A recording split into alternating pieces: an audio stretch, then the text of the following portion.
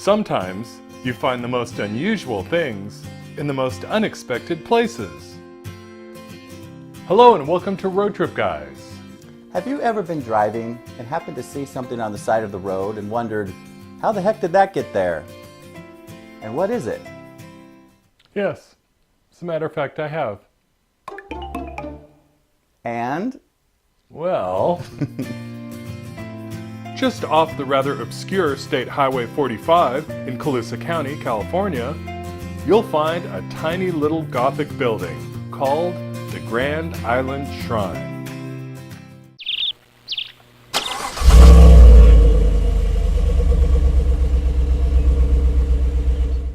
A striking example of folk architecture, the initial impact of suddenly sighting this small Gothic structure 100 yards off the highway in the middle of an open field makes a visit to the Grand Island Shrine a unique experience.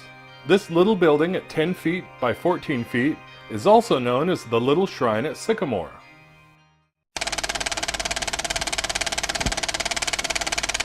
In 1856, on this spot, the first Catholic Mass in Colusa County was celebrated. At the time, it was thought that the little settlement of Grand Island would soon develop into a large town. But it didn't. In the mid-1860s, to commemorate that first Mass, a large wooden cross was erected. That first cross is long gone, replaced by this concrete one. Over the next 2 decades, many more masses, pilgrimages, and visits were made here. In fact, land had been donated for the building of a church, but since Grand Island never became a town, the idea of building a church here seemed a bit impractical, and a church was built in the thriving town of Colusa, about 10 miles up the road. In 1883, Father Michael Walrath constructed the shrine we see today.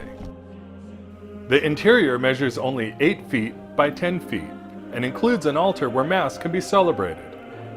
The shrine was built from local hand-kilned bricks left over from the building of the church in Colusa. So it's like a cupcake. Huh? You know, when you make a cake and you have extra batter left over, you make a cupcake. You're so cringy. Cringy's good, right? Father Walrath dedicated the shrine to honor Our Lady of Sorrows on September 18, 1886. Since then, Catholics have continued to come to this spot on pilgrimage, and a Mass is celebrated at the shrine on the first Sunday of May every year. The shrine was listed on the National Register of Historic Places in 1974.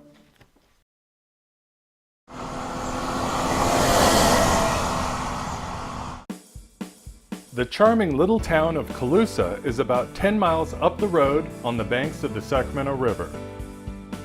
Colusa boasts pleasant tree-lined streets and some lovely architecture.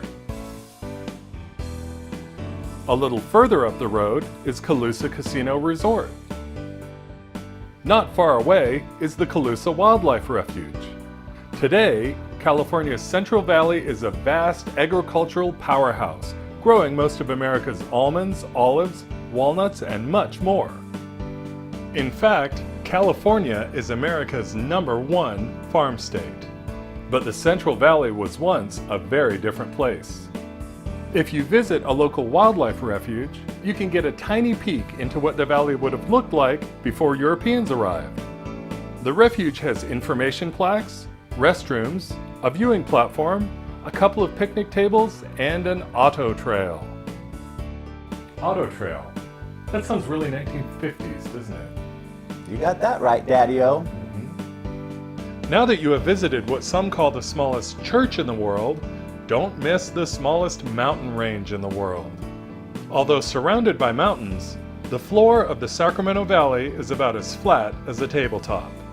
But right in the middle of it, very near the Grand Island Shrine, you will find a tiny little mountain range called the Sutter Buttes. You know, there's actually a Sutter Buttes State Park. You just can't get there. There's currently no road access. But as a consolation prize, we can take you on a quick drive through the smallest mountain range in the whole world. Cue the video.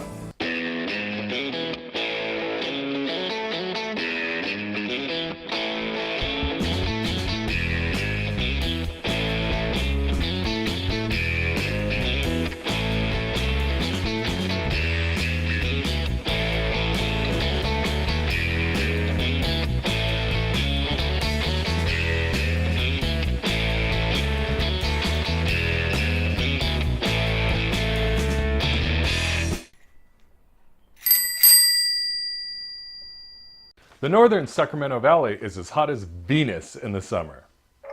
If you plan on visiting the shrine in the height of summer, you may want to arrive early in the morning. Well, that's it for little shrines in unexpected places. Oh wait, I have one question. Why is it called the Grand Island? You know, I'm glad you asked that, mostly because we couldn't figure out where to put that little nugget in this video. Grand Island is the little piece of land between Sycamore Slough and the Sacramento River. Oh, okay. That's a great story. One of my best. Thanks for watching. And if you haven't yet, please subscribe. And feel free to share. Newton, go find subscribers. Good boy.